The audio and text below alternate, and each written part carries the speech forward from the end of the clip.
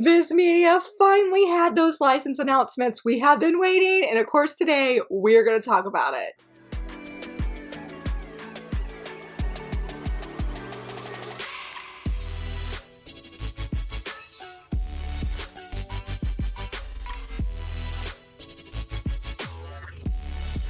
Hello friends, happy Monday. So very excited that you're here. So excited that we finally got licenses from VIZ. I just want to quickly insert, I know there's a lot of upset online about these licenses. You're not going to find any hate here. Yes, do I want VIZ Media to change things? Yes, for sure I do. But am I going to be letting my inner hater shine today? Absolutely not. I want to excitedly spot these licenses because I think they're awesome. Maybe they're safe, maybe they're predictable, but I'm excited. One of these was actually a personal license win for me. So I just wanted to say, y'all, let's celebrate in this video today. Let's celebrate. And now, VIZ Media was not the only one who had license announcements last week. In fact, for this first one, we talked about it in my previous video because Crossed Hearts is a new upcoming manhwa, I think soon to be manga publisher, that has been doing a game where one week they share or do like a guessing game. There we go. Do a guessing game of their upcoming license, and then the next Wednesday they reveal it. And they did in fact reveal,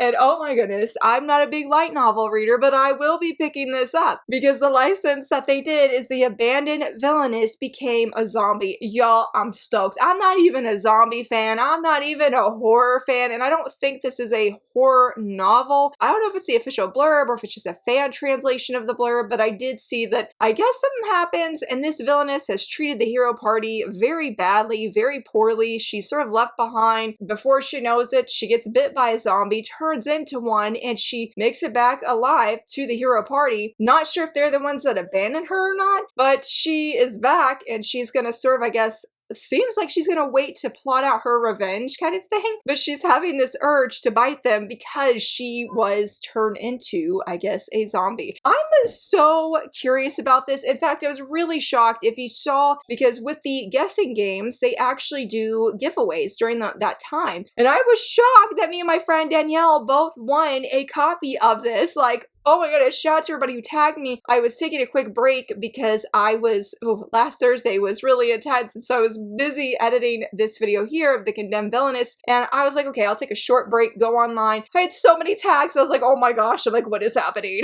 I was so scared. So thank you for everybody who has celebrated with me, who has tagged me. Shout out to Crossed Hearts for continuing to give us really great licenses. In fact, this upcoming Wednesday for their guessing game, they said it's 100% shoujo manga, and y'all, I am so stoked to see what it is. So stay tuned for that guessing game. You know we're going to be talking about it next week and seeing what people are guessing because I don't know. I feel like I got really fortunate on this one and I can't wait to read it. Hopefully there will be a review because I definitely want to. Yeah, if you have been very curious about this publisher and you're liking the announcements that they have been sharing, like the different licenses, they did actually do a post saying, hey, which of our titles are you most excited about and what would you like to see from us next? It doesn't seem like it needs to be just manhwa. I don't know if they're going to be dipping their toes in other manga, but I'm loving everything that they are giving us. Like, it has been great. The suggestion I left is I was like, I loved everything. My most anticipated license, I think, from them, I feel like it's sort of a three-way tie between Baroness Goes on Strike, The Abandoned Villainess, and Raeliana the novel, especially since I just finished the final volume of the manhwa and it was fantastic. Can't wait to read the actual original story. So those three are my most excited from them, and I was like, if we could just continue to feed the villainous loving heart here, I would be fully on board. So yeah, definitely go let them know. Now, there was one announcement that was at NYCC that I didn't cover because their panel was actually on Sunday. I don't know for sure yet if I'm going to pick this up, but I thought this announcement was really cool, and that was for the manga Sinbad. I am so intrigued by this. This is a 4-volume series, at least of how they are going to be publishing it. I don't know if they're doing omnibuses or what. I am intrigued because of the setting. I feel it's very unique based off of the cover alone. Also, there is some kind of time travel that's happening in this. A little nervous because Baka Updates labeled it as mature, but when I looked at all the previews for the 4 volumes that were released, so maybe it is just 4 volumes. I know I looked at the first 2, that nothing seemed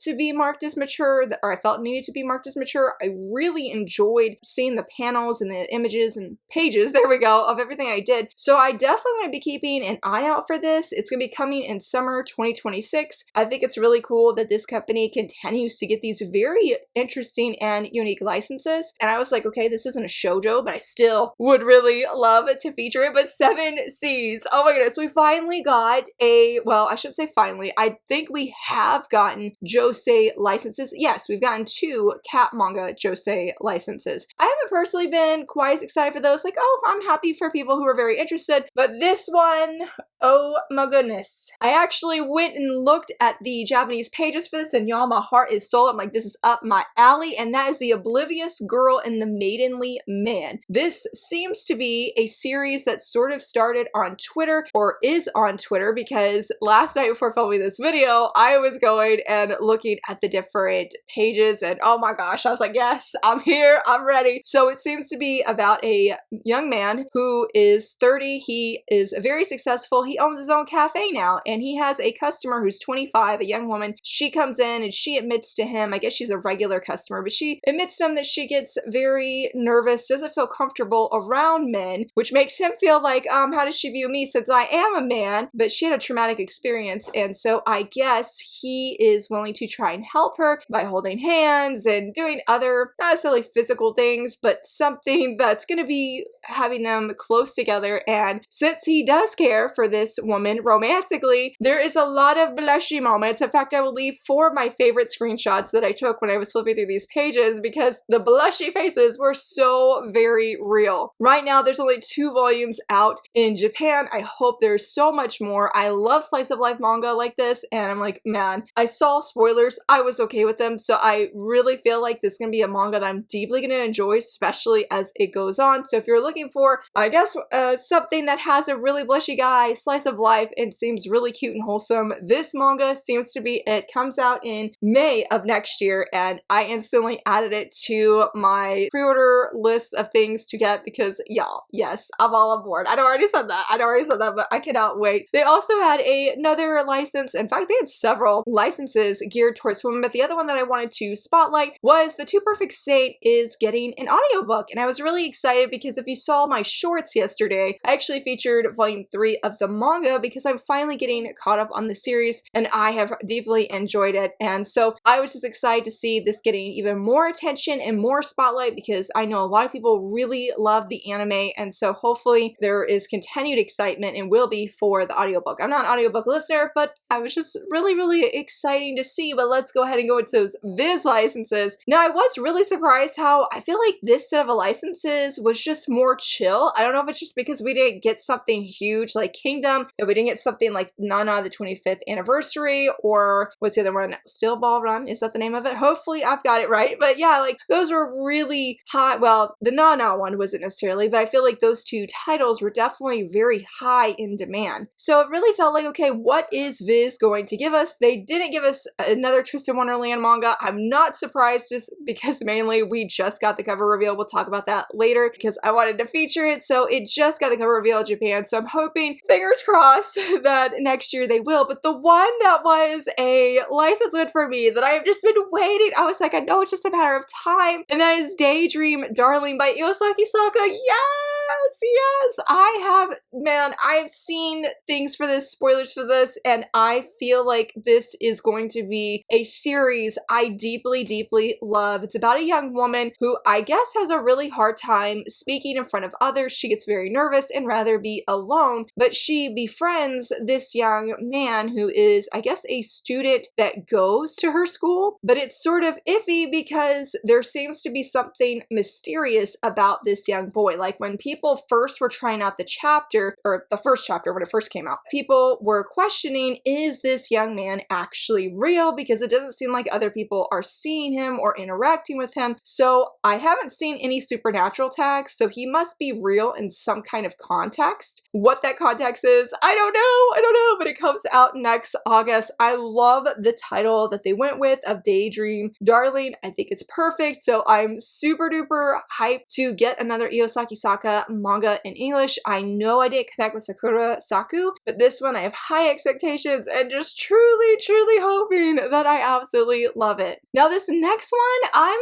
like nervously excited. I am a little bit on the fence of getting it, and that is Cocoon. This is actually a josei manga, but it's not going under the Shojo Beat imprint. It is about, it seems, a group of young women who were nurses during World War II. It is their story of losing their innocence, and as they're facing this tragedy and this trauma of helping, I guess, soldiers and other people who are being affected by this war, including themselves. I've heard from other people who have read it, said it's very, very good, but it is gory, which would make sense, but it also is very depressing. Those are two very hard things for me to handle in fiction. I could probably handle the gore via screen because this does have an OVA, but it never or has not had an international release yet. But I can handle gore because I've watched Demon Slayer, but I can close my eyes. You can't close your eyes when you're reading a book.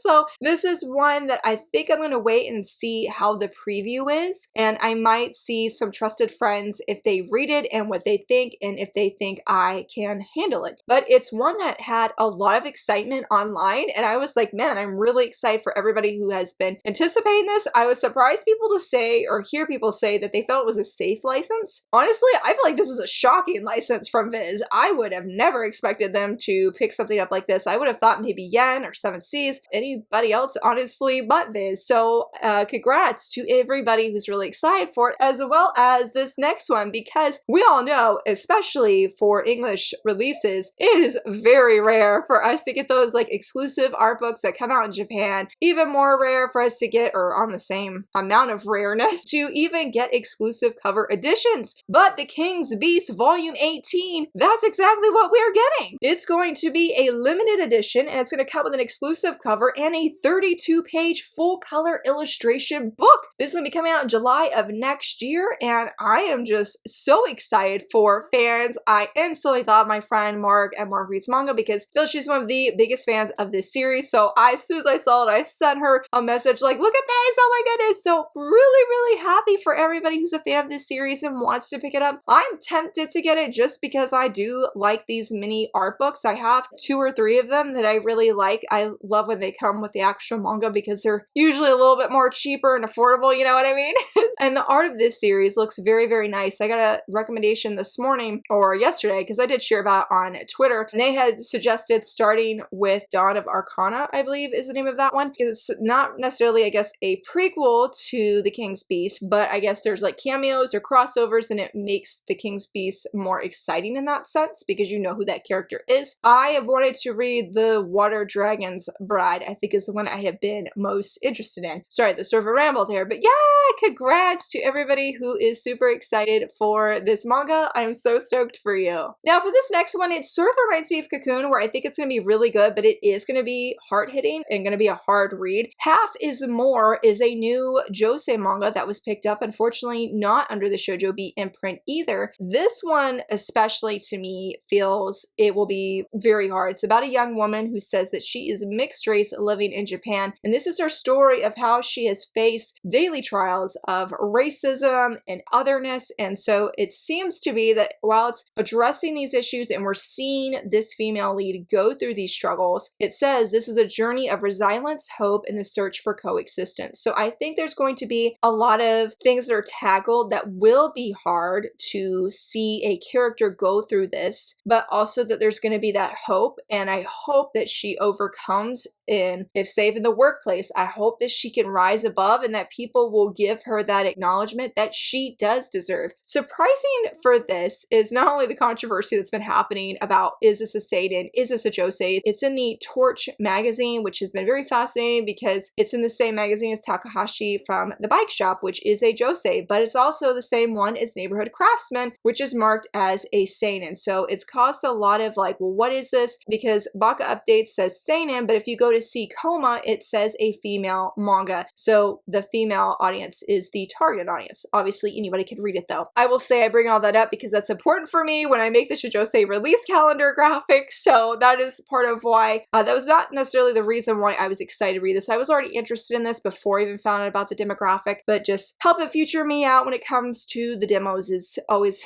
a really beautiful thing, to be honest. But yeah, I wanted wanted to mention specifically, this only has one volume out in Japan, and so that felt very surprising to me. Hoping and to get this as well, and very interested in this. Some of it's going to come down to budget, because for this last one, oh my goodness, I'm not a huge fan, I would say, of the works by the creator that makes Nana Neighborhood Story. I've tried a few of her works and I haven't connected with them the same way I've wanted to, the same way other people do, unfortunately. But this one I am definitely planning to get, and that is I'm No Angel. Now, I was already curious about this because I've just heard a lot of great things about this series, and I feel like it would be up my alley. It seems to be taking place in high school, but let me first say the thing that made me like super sold is that I found out that the male lead is a delinquent, and I said, let's go. That's all I needed. That's all I needed. This is a delinquent romance. I said yes. But one of my friends did warn me that it is an angsty romance, so I'm like, okay, I gotta steel my heart because I need some like old school delinquent romance and shoujo. Like, oh man, I'm very excited. They did mention on Tumblr this is gonna be coming out in June of next year, and on the Shojo Beat Tumblr post that they did, because they always give you the dates, which is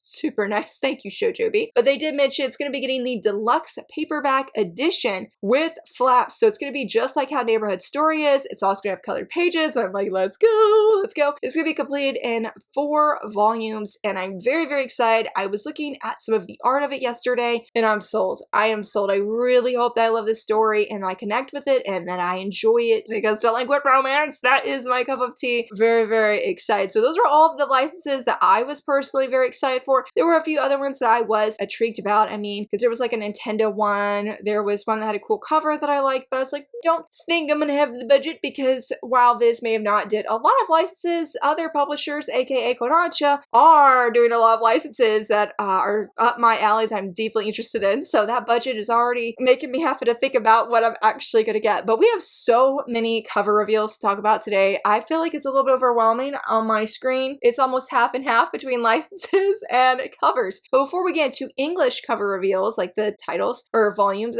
I want to feature 2 different magazines. One of them is the upcoming Hanatsume magazine, and look at Yona. Look how stunning and beautiful she looks. This is a absolutely breathtaking cover magazine. I just had to share that with you because I just love how Yona looks on this cover. And this other one, it is Twisted Wonderland related, but that's because we have Jamil and Kalim on the cover of G Fantasy, and I love how this magazine looks. I think they look fantastic.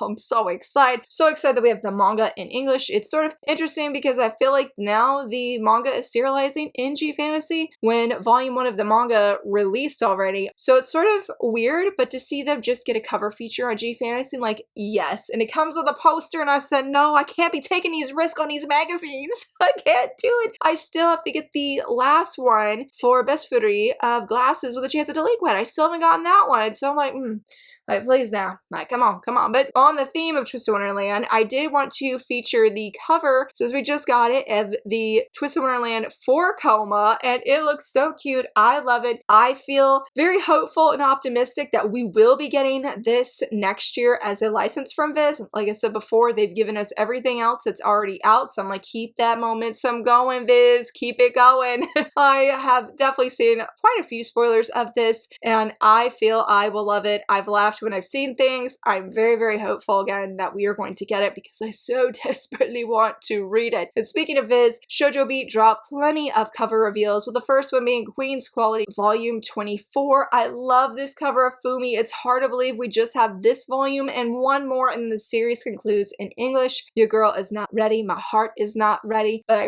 really, really love how she looks. It's absolutely beautiful. For this next one, I really love the colors of this, and that is Let's Do It Already Volume 8. That blue and yellow, perfection. It goes together so nicely. I've continued to get recommendations for this. I'm thinking of letting the series end because my library system does have the volumes physically, and then just doing a binge read of it because I'm just curious and I want to know more about it, honestly. This next one, talking about that, I need to catch up because I'm back on volume 3, I think it is, but Otoku Vampires Love Bite Volume 6. I love this cover. Honestly, I don't know what my favorite cover is of the series. I really love with the male lead when he's eating the burger. I love that one a lot, but this one I also really love because we got that orange background. I am biased for those orange backgrounds, but this next one, out of all the covers I'm featuring today, this is my favorite one, and that is A Star Brighter Than the Sun, Volume 5. I love the colors so much. The aesthetic here is just simply beautiful. It is gorgeous. I love it. I love it so much. It is fantastic. We only have one manga cover reveal from Yen, though we do have 2 different manhwa, but this one's for The Small Animal-Like Lady is Adored by the Ice Prince, Volume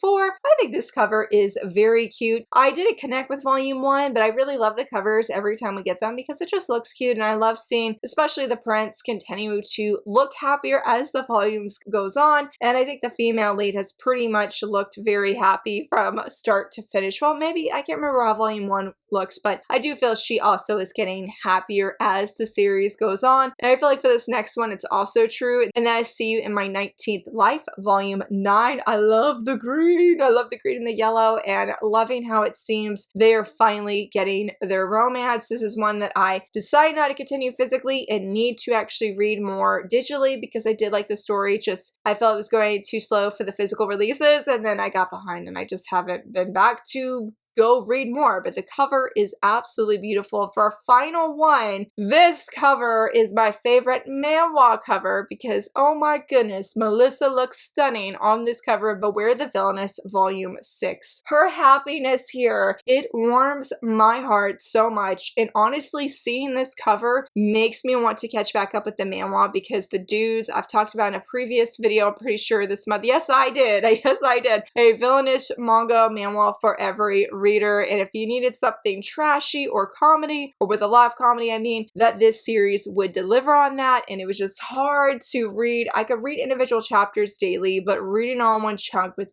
how awful these other guys are, the male cast, ugh. But seeing Melissa happy here with this specific character, which you might recognize him because I had him in, I was very late, but I had him in my recent Villainess game of Kiss, Marry, Avoid, and if you missed it and you want to see the graphics, I will leave a link down below because I had a lot of fun making this. But he seems like a total sweetheart, the only non-jerk in the series, it seems like. But yeah, I love how Melissa looks so incredibly happy. I don't know how many volumes this series has, but I definitely want to come back because I need to see Melissa's happiness. And as you can see, there were a lot of things that made me personally happy this past week, and hopefully that will continue into this upcoming week. But I would love to hear from you, friends. Did you get any license wins last week? Were there any licenses that maybe you're intrigued or curious about? Let me know, and if you enjoyed this video, please give it a thumbs up and subscribe, and thank you so much for watching. Bye!